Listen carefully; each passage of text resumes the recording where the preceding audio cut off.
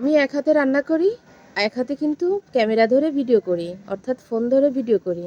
আশা করি আমার একটা ভিডিও কিন্তু কখনো খারাপ হয় না। কষ্ট হয় আমার অনেক বেশি, এজন্য বলি যে আমি এত কষ্ট করে আপনাদের জন্য ভিডিও করি। আপনারা দেখেন কষ্ট করে ধৈর্য ধরে, কিন্তু একটু লাইক কমেন্ট কেউ করেন না।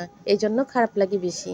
আসলে মানে আমরা চাইলে একটা মানুষকে সফলতার দিকে এগিয়ে নিয়ে যেতে পারি। আর আমরা চাইলেই কিন্তু তার সফলতা থেকে তারে টেনে হেঁচড়ে পিছনে নিয়ে আসতে পারি।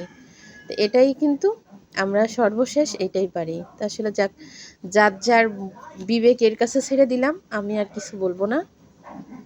কত সুন্দর করে চটপটি রান্না করলাম। তো ভিডিওটা করিছে কিভাবে আমার এত মানে খারাপ লাগতেছে দেখে যে ভিডিওটা একদম বাজে হইছে।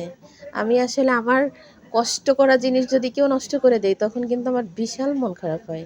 তো এইভাবে ভিডিও করাটা আমার একদম পছন্দ হয়নি। এখন যেভাবে করছে যাক আলহামদুলিল্লাহ। তো সবার জন্য গরু গোশের কাবাব বানালাম সন্ধ্যায় নাস্তার জন্য, আর হচ্ছে চটপটি বানালাম সবাই খাওয়ার জন্য। চটপটিতে আর একটু পানি শুকাবো, শুকায় নামিয়ে ফেলবো।